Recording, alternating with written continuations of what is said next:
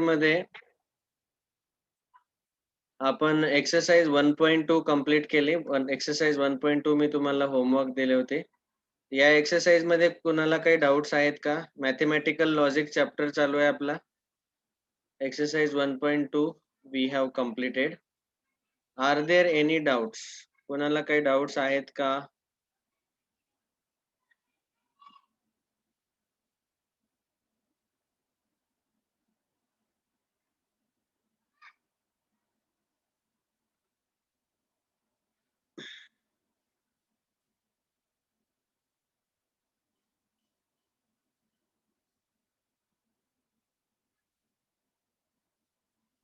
विष्णू पाटील या नावाने कोण जॉईन झालंय बाळा? 12th स्टँडर्ड मध्येच आहे ना?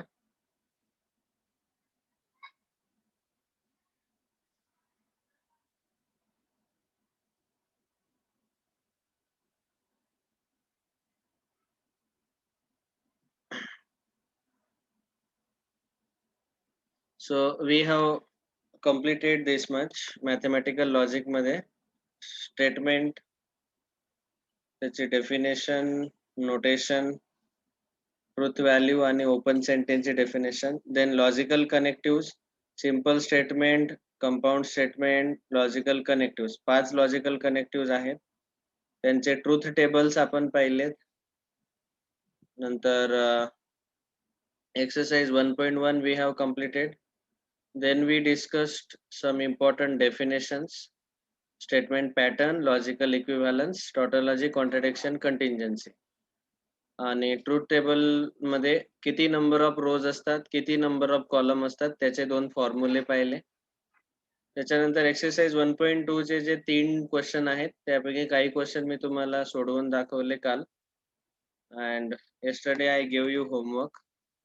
तर काल दिवसभर तुम्ही हे ट्रुथ टेबल ड्रॉ केले असतील. काही डाऊट आहे का एक्सरसाइज 1.2 मध्ये? क्विकली असेल डाऊट तर सांगा, otherwise we will proceed.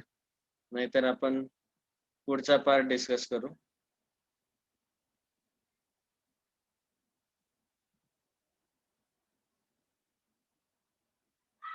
Exercise 1.2 मध्ये काही डाऊट आहे का? कुठला क्वेश्चन तुम्हाला सॉल्व्ह होऊ शकला नाही तो विचारू शकता, आपण इथं सॉल्व्ह करू. बघा, पहिला क्वेश्चन होता की फक्त आपल्याला ट्रुथ टेबल ड्रॉ करायचा आहे. दुसरा क्वेश्चन आहे की या लॉजिकली इक्विव्हॅलंटच्या लेफ्टचा ट्रुथ टेबल आणि राईटचा ट्रुथ टेबल हे दोन्ही सारखे यायला पाहिजे, हे प्रूव्ह करायचं आहे. ओके. आणि नंतर तिसरा क्वेश्चन आहे की ट्रुथ टेबलचा शेवटचा कॉलम ऑब्झर्व करायचा. सर्व ट्रू आले तर त्याला टॉटॉलॉजी म्हणतो आपण, सर्व फॉल्स आले तर कॉन्ट्राडिक्शन, आणि काही ट्रू काही फॉल्स आले तर कंटिंजन्सी असं आपण म्हणतो. ठीक आहे. परत एकदा जे कोणी नवीन जॉईन झालेले स्टुडंट्स आहेत त्यांना माझी रिक्वेस्ट आहे की जेव्हा केव्हा तुम्ही असं लेक्चर अटेंड करताय मॅथ्सचं, तर मॅथ्सचं आपण क्लास 12 मध्ये आतापर्यंत लॉजिक चॅप्टरच्या पहिल्या 2 एक्सरसाइज कंप्लीट केलेल्या आहेत. आणि त्यात सर्व लेक्चरचे रेकॉर्डेड लेक्चर माझ्याकडे अवेलेबल्स आहेत. जे कोणी लेट जॉईन झालेत आता त्यांनी ते रेकॉर्डिंग ऐकून उद्यापासून परत कंटिन्यू क्लास अटेंड करू शकता तुम्ही आजपासून. आपला पहिल्या 2 एक्सरसाइज कंप्लीट झाल्यात, एक्सरसाइज 1.1 आणि एक्सरसाइज 1.2 मॅथेमॅटिकल लॉजिक चॅप्टरच्या. आधी आपण त्याला बोर्ड लेवल घेतोय, नंतर आपण सीईटी लेवल काही क्वेश्चन सॉल्व्ह करू आणि जेडब्ल्यू लेवल पण. ओके. ठीक आहे. कुणालाच काही डाऊट नसेल तर आपण प्रोसीड करू पुढचा पार्ट 1.3. आता याच्यामध्ये काही इम्पॉर्टंट डेफिनेशन्स आहेत. Quantifiers, quantified statements, duals, negation of compound statements, and then converse, inverse and contrapositive of implication. जसं मी तुम्हाला सांगितलं की एक्सरसाइज 1.2 मधला महाराष्ट्र बोर्ड मध्ये शुअरली 3 मार्कचा क्वेश्चन असतोच दरवर्षी. तसंच त्यालाच ऑर म्हणून हा क्वेश्चन असतो 1.3 मधला. एक तर कॉन्व्हर्स इन्व्हर्स कॉन्ट्रापॉझिटिव्हचा येतो किंवा निगेशन ऑफ कंपाऊंड स्टेटमेंटचा क्वेश्चन येतो. So that you have to understand very nicely. हे सर्व व्यवस्थित समजून घ्या. आधी बघा आता इथं आपण आधी 2 डेफिनेशन पाहणार आहे. क्वांटिफायर्स आणि क्वांटिफाईड स्टेटमेंट्स. ठीक आहे. बघा आता इथं 2 स्टेटमेंट दिलेले आहेत. There exist an even prime number in the set of natural number. तर नॅचरल नंबर्स म्हणजे नैसर्गिक संख्या. नॅचरल नंबर मध्ये इव्हन प्राईम नंबर कोणता आहे? 2. So there is only one even prime number. Okay, हे एक स्टेटमेंट आहे जे की ट्रू आहे. नंतर all the natural numbers are positive. सर्व नॅचरल नंबर हे कसे असतात? पॉझिटिव्ह. आता या दोन्ही सेंटेन्स मध्ये स्पेशल वर्ड्स यूज झालेत. इथं एक वर्ड, इथं 2 वर्ड यूज झालेत, देअर एक्झिस्ट, आणि इथं वर्ड यूज झालाय ऑल. तर हे जे 2 वर्ड आहेत यांना आपण क्वांटिफायर्स म्हणतो. Okay, we call them as quantifiers. कोणते 2 वर्ड आहेत? देअर एक्झिस्ट आणि फॉर ऑल. यांना आपण म्हणतो क्वांटिफायर्स. देअर एक्झिस्टचा सिम्बॉल असा उलटा ई असतो आणि फॉर ऑलचा सिम्बॉल असा व्ही घ्यायचा आणि त्याला उलटा ए म्हणू शकतो आपण. व्ही घ्यायचा आणि त्याला असं कट करायचं. तर हा फॉर ऑलचा सिम्बॉल असतो. देअर एक्झिस्ट या क्वांटिफायरचं नाव दिलं गेलं एक्झिस्टेन्शियल क्वांटिफायर, आणि फॉर ऑलला म्हटलंय युनिव्हर्सल क्वांटिफायर. ओके. आणि याचे जे काही स्टेटमेंट्स आहेत, त्या सर्व स्टेटमेंट्सला म्हणतात क्वांटिफाईड स्टेटमेंट्स. हे जे काही पूर्ण स्टेटमेंट पी आहे त्याला म्हणायचं क्वांटिफाईड स्टेटमेंट. ठीक आहे. एवढं काही जे काही डिस्कशन केलंय आपण त्याचं नोट्स लिहू आता. तर पहिली definition, quantifiers.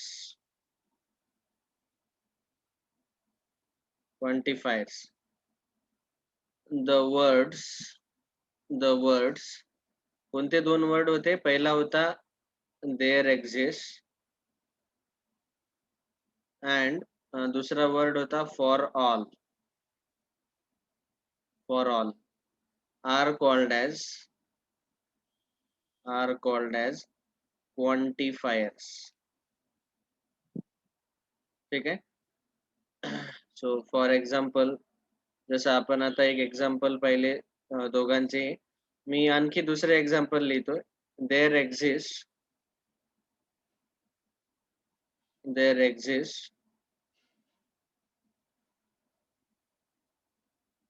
Non negative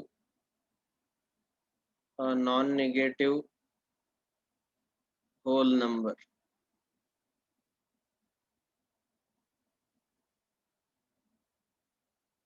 There exists a non-negative whole number in the set of integers. इंटिजरच्या सेट मध्ये एक non negative whole number exist करतो. Okay.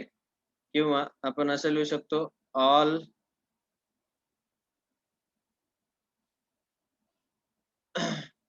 all rational numbers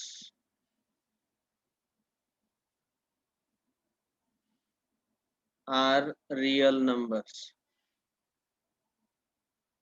okay. तर देअर एक्झिस्ट चे सेंटेन्सेस आणि ऑल चे सेंटेन्स, फॉर ऑल चे sentence, या सर्वांना आपण म्हणायचं क्वांटिफाईड स्टेटमेंट.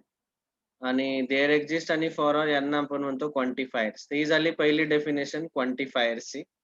आता क्वांटिफायर्सचे 2 टाइप्स आहेत जे आपण ऑलरेडी पाहिलेले आहेत. तर आपण इथं खाली लिहिणार आहे, there are 2 types of quantifiers. त्याच्यामध्ये पहिला टाइप आपण लिहितोय capital A, existential quantifier. Bracket मध्ये आपण लिहिणार याचा अर्थ हा असतो देअर एक्झिस्ट वाला, आणि त्याचा सिम्बॉल कॉमा करून लिहितोय मी असा उलटा ई. Okay, existential quantifier. आणि दुसरा असतो युनिव्हर्सल क्वांटिफायर.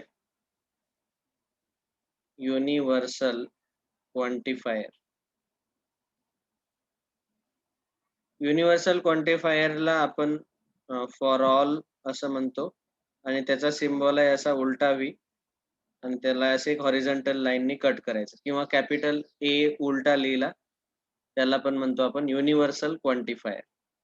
ओके, तर हे जे क्वांटिफायरचे सेंटेन्सेस आहे त्याच्यामध्ये देअर एक्झिस्ट आणि फॉर ऑल हे दोन शब्द वापरले जातील.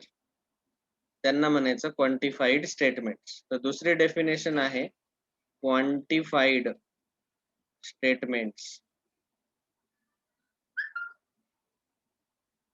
क्वांटिफाईड स्टेटमेंट्स म्हणजे काय? जे स्टेटमेंट ज्याच्यामध्ये हे सर्व quantifiers existential quantifier there exist आणि युनिव्हर्सल क्वांटिफायर फॉर ऑल वापरलेले आहेत. Okay, so we will write the definition of quantified statements. Statements which include quantifiers.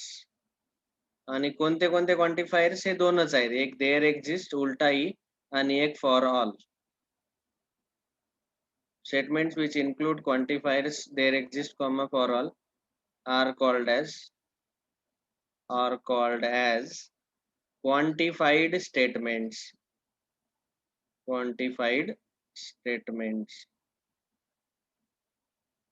ठीक आहे, तर ह्या दोन डेफिनेशन आपण पाहिल्या आतापर्यंत, क्वांटिफायर्स आणि क्वांटिफाईड स्टेटमेंट्स.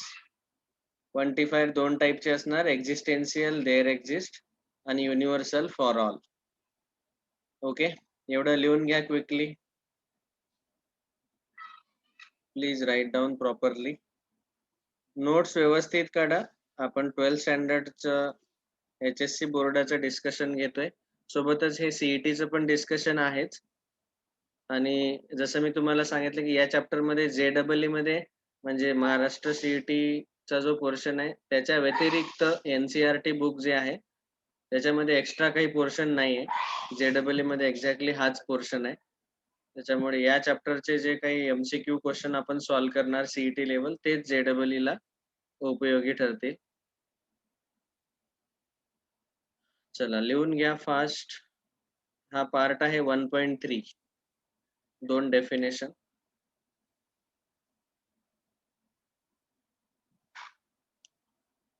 सत्यम मोपकर, बाळा तू कुठचा आहेस?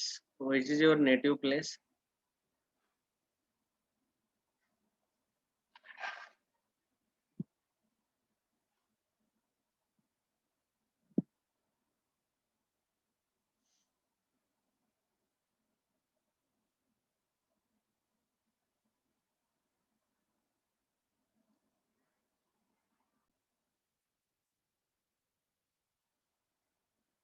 झालंय का लिहून ओम?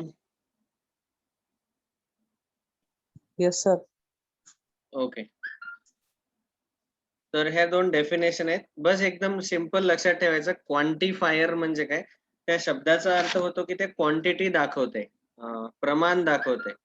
There exist a non negative whole number in the set of integers. किती? एकच नॉन निगेटिव्ह इंटिजर. आणि ऑल म्हणजे काय? सर्वच. तर देअर एक्झिस्ट म्हणजे ऍक्च्युअली आपल्याला कमी प्रमाणात दाखवते क्वांटिटी, कमीत कमी एक तरी असला पाहिजे. आणि ऑल म्हणजे सर्वच अवेलेबल आहेत त्याच्यामध्ये. क्वांटिटी दाखवते, प्रमाण दाखवते, म्हणून त्याला क्वांटिफायर्स म्हटलं जाते. एक्झिस्टेन्शियल क्वांटिफायर मध्ये कमीत कमी एक व्यक्ती त्याच्यामध्ये असतोच आणि युनिव्हर्सल क्वांटिफायर मध्ये सर्वच व्यक्ती त्याच्यामध्ये असतात. ओके, जसं all rational numbers are real number. नंतर आणखी बुक मध्ये आपण एक सेंटेन्स पाहिला, all natural numbers are positive. Okay, याच्यामध्ये सर्वच असतात. ठीक आहे.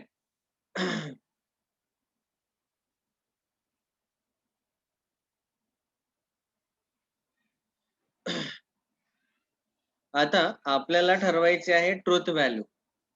हे जे सेंटेन्सेस आहेत यांच्या ट्रुथ व्हॅल्यूज आपल्याला ठरवायच्या आहेत.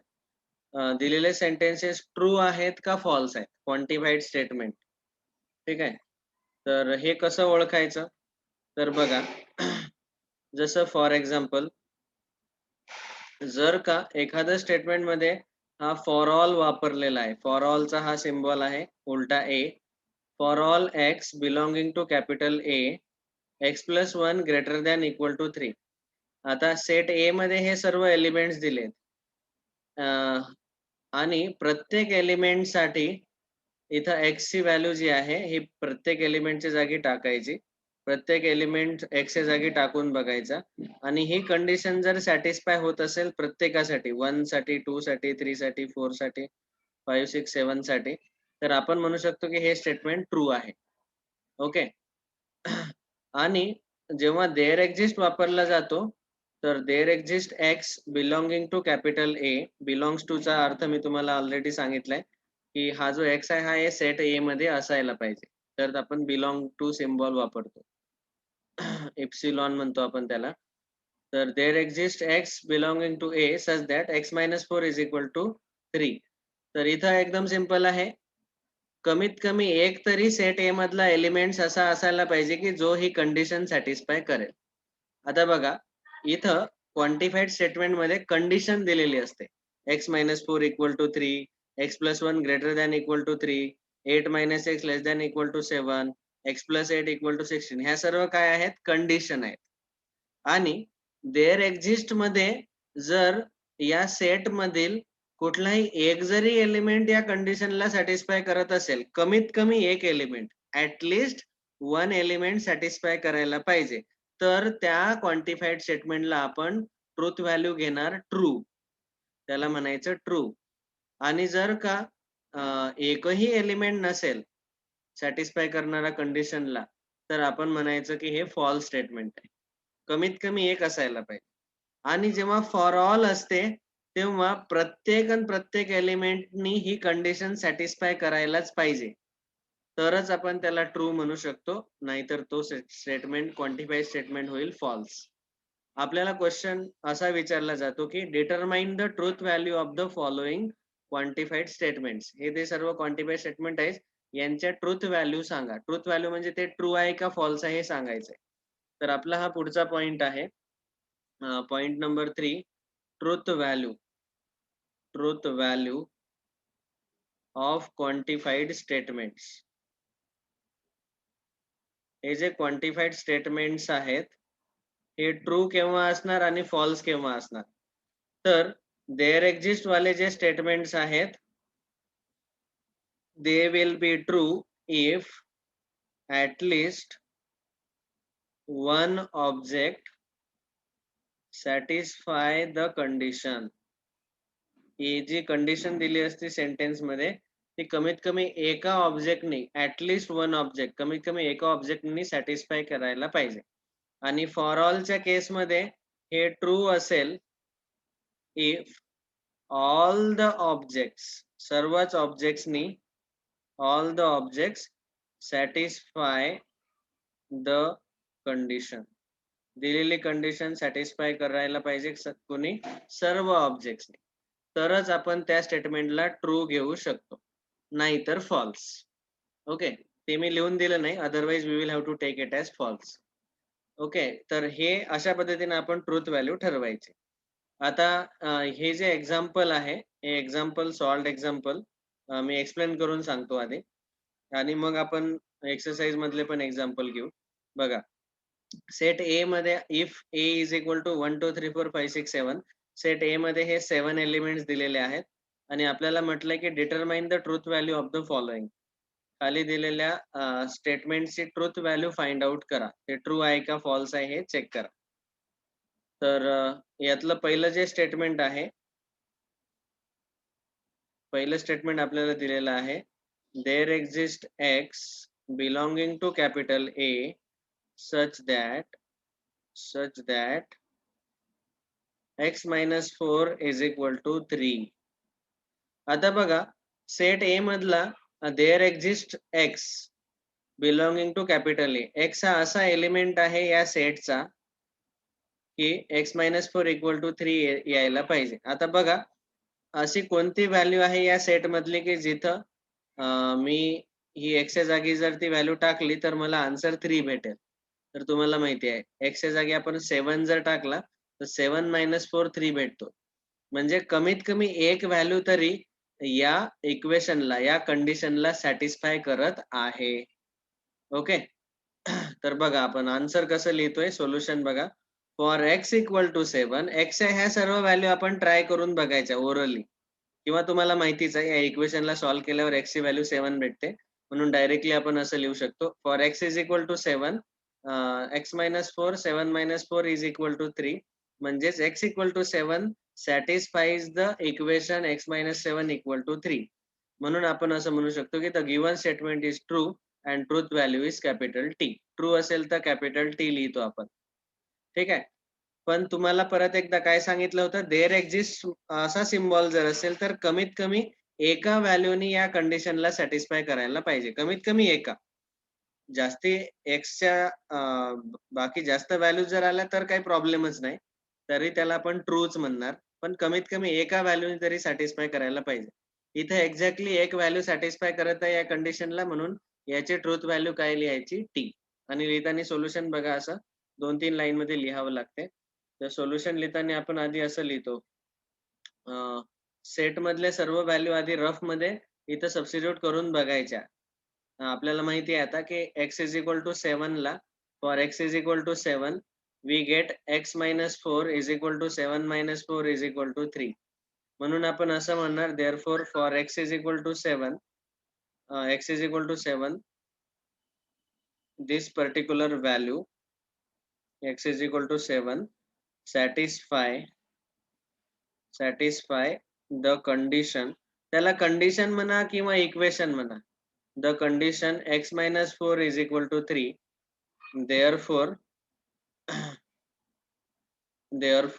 we can say truth value is equal to true, किंवा त्यालाच आपण म्हणतो कॅपिटल टी. असं शॉर्ट मध्ये लिहिलं तरी चालेल. Truth value equal to true and which is capital T. या स्टेटमेंटची ट्रूथ व्हॅल्यू ट्रू आहे, कारण एक तरी एलिमेंट सेट ए मधला सॅटिस्फाय करतोय.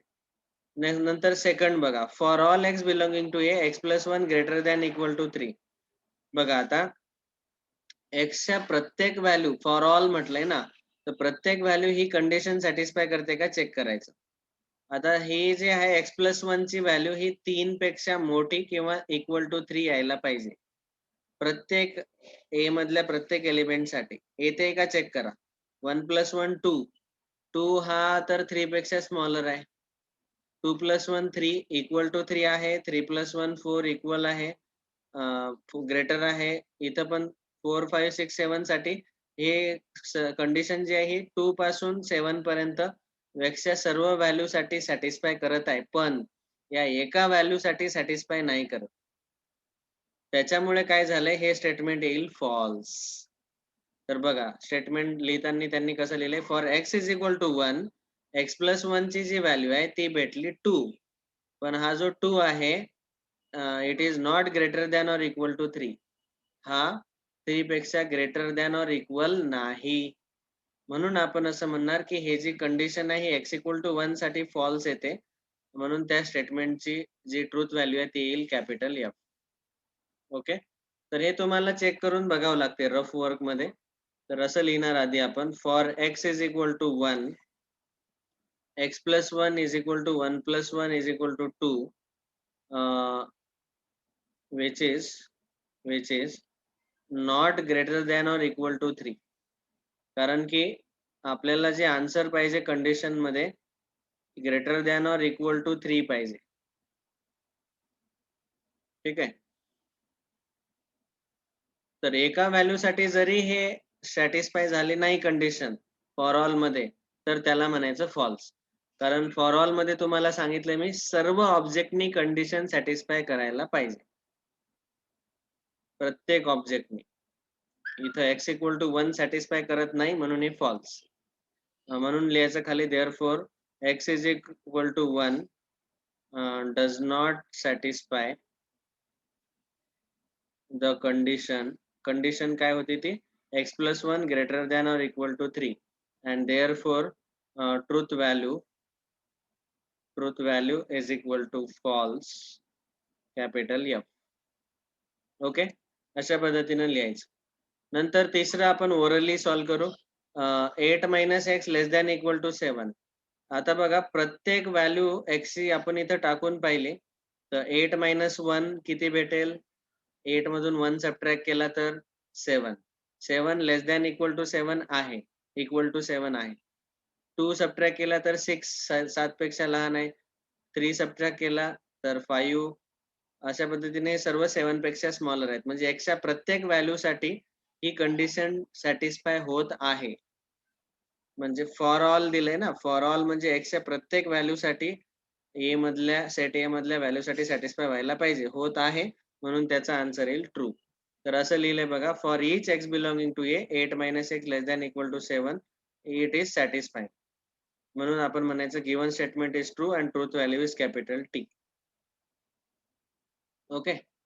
नंतर चौथं statement, there exist x belonging to A such that x + 8 equal to 16.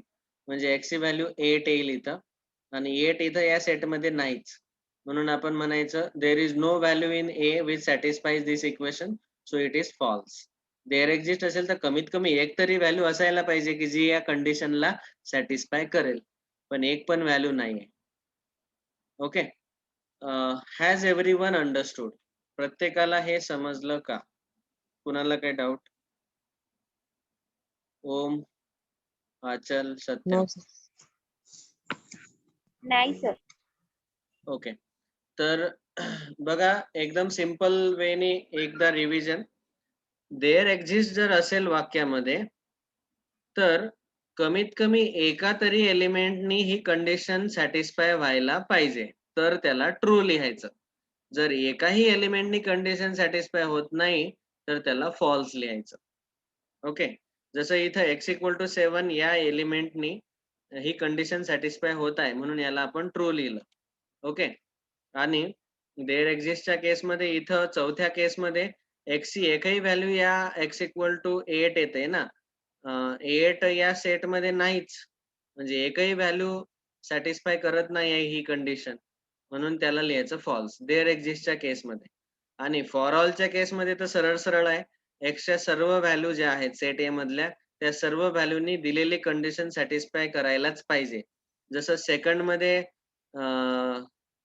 दिलेली व्हॅल्यू जी आहे, ही दिलेली कंडिशन जी आहे ती 1 सॅटिस्फाय करत नाही. म्हणून हे स्टेटमेंट फॉल्स येईल. पण तिसऱ्या क्वेश्चन मध्ये ही कंडिशन सर्वच सॅटिस्फाय करतायत. 1 to 7 सर्वच सॅटिस्फाय करत आहेत. तर त्याच्यामुळे याचं जे ट्रूथ व्हॅल्यू आहे हे ट्रू येईल. ओके. तर अशा पद्धतीने आपण आज क्वांटिफायर्स आणि क्वांटिफाईड स्टेटमेंट्स याच्यावर डिस्कशन घेतलं. क्वांटिफायर्स मध्ये 2 टाईपचे क्वांटिफायर्स असतात. एक देअर एक्झिस्ट, उलटा ई असा सिम्बॉल असतो त्याचा, आणि फॉर ऑल याचा असा उलटा ए सिम्बॉल आहे. आणि यांनी बनलेले जे स्टेटमेंट आहेत हे केव्हा ट्रू असणार केव्हा फॉल्स असणार हे आपल्याला माहिती असणं आवश्यक आहे. देअर एक्झिस्टच्या केसमध्ये कमीत कमी एका ऑब्जेक्टनी कंडिशन सॅटिस्फाय करायला पाहिजे तर ते ट्रू येईल. आणि फॉर ऑलच्या केसमध्ये सर्वच ऑब्जेक्टनी कंडिशन सॅटिस्फाय करायला पाहिजे तर ते ट्रू येईल, नाहीतर फॉल्स. ओके. आपण हे सॉल्व्ड एक्झाम्पल पाहिले. नेक्स्ट आता या टाईपचा जो क्वेश्चन आहे एक्सरसाइज 1.3 मध्ये आपल्याला हा पहिला क्वेश्चन दिलाय. हा पहिला क्वेश्चन आजचं होमवर्क आहे. हा तुम्ही सॉल्व करायचा आहे. यातला एक मी सॉल्व करून दाखवतो. So exercise 1.3. तर क्लासचे 5 मिनिट राहिलेत. आपण एखादा क्वेश्चन बघू यातला. सेट ए दिलेला आहे आपल्याला. आपण डायरेक्ट आन्सर सोल्युशन लिहायचे, क्वेश्चन लिहिण्याची गरज नाही. सेट ए दिलेला आहे. A = 3, 5, 7, 9, 11, 12. ओके. पहिला क्वेश्चन मध्ये जी दिलेली कंडिशन आहे ती आधी लिहून घ्या. There exist x belonging to capital A. म्हणजे x हा असा एलिमेंट आहे सेट A मधला. देअर एक्झिस्ट कमीत कमी एक element such that x - 8 is equal to 1. आता याचा अर्थ x ची व्हॅल्यू किती येईल?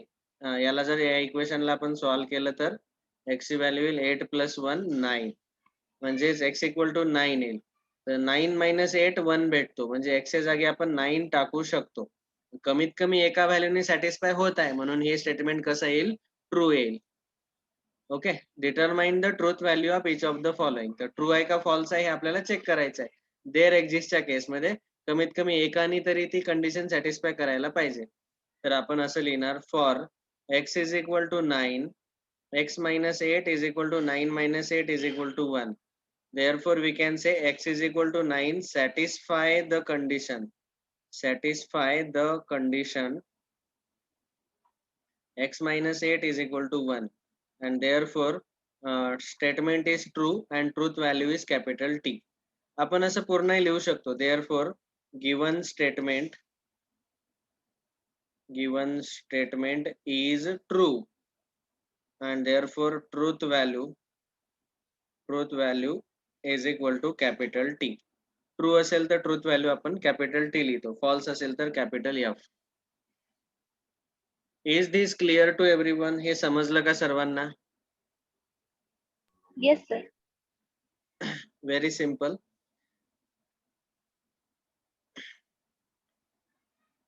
Next, second, हे तुम्ही लिहून घ्या किंवा स्क्रीनशॉट काढून ठेवा, नंतर तुम्ही तुमच्या लक्षात येईलच. सॉल्व्ड एक्झाम्पल बघून अशा ह्या 3 स्टेप येतात प्रत्येक सोल्युशन मध्ये.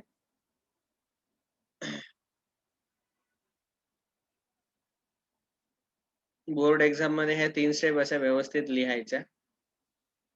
नेक्स्ट, सेकंडचं स्टेटमेंट जे दिलेलं आहे ते आहे, for all x belonging to capital A, comma x square plus x is an even number. आता बघा, आपल्याला ए मधल्या ह्या ज्या सर्व व्हॅल्यूज आहेत 3, 5, 7, 9, 11, 12 या सर्वांसाठी एक्स स्क्वेअर प्लस एक्स ची व्हॅल्यू इवन येते का हे चेक करणं आवश्यक आहे. ओके, आता तुम्ही एक ऑब्झर्वेशन करू शकता, इथं एक्सच्या जागी मी जर 1 टाकला तर 1 स्क्वेअर प्लस 1, मला आन्सर काय भेटेल, 2. 2 जर टाकला तर 2 स्क्वेअर प्लस 2, मला आन्सर भेटेल 4 प्लस 2 6. 3 टाकला तर 3 square plus 3, 9 plus 3 12. 4 square plus 4 16 plus 4 20. बघा, इवन नंबर साठी तर आन्सर इवन येतच आहे, पण ऑड नंबर साठी पण आन्सर इवनच येत आहे.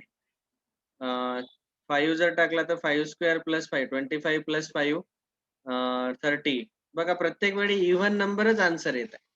मग आता तुम्ही इवन नंबर टाका एक्सच्या जागी किंवा ऑड नंबर टाका, किंवा हे आपल्याला 3, 5, 7, 9, 11, 12 टाकून बघायचे. तर हे टाकून बघितले तर तुम्ही असं म्हणू शकता की एक्सच्या प्रत्येक व्हॅल्यू साठी इवन नंबर आन्सर येणारच. तर सोल्युशन लिहिताना, आन्सर लिहिताना पहिल्या स्टेप मध्ये लिहायचं, for all x belonging to A, x square plus x is an even number. Even number आहे प्रत्येक व्हॅल्यू साठी. Okay, and therefore we can say given statement is true. Given statement is true and truth value is equal to capital T. ठीक आहे. तर आज हा पूर्ण एक क्वेश्चन सॉल्व करून घ्या. मी पहिले 2 सांगितले, उरलेले सर्व तुम्ही सॉल्व करा. हे आजचं होमवर्क आहे. ज्यांनी एक्सरसाइज 1.2 कंप्लीट नाही केली त्यांनी कंप्लीट करून घ्या, आणि जे अब्सेंट होते त्यांनी रेकॉर्डेड लेक्चर ऐका. आज लिंक पाठवते, and please tell all of your friends. बाकी सर्व फ्रेंड्सला सांगा जेणेकरून जास्तीत जास्त क्लासला तुमचे मित्र येऊ शकतील. Thank you, bye.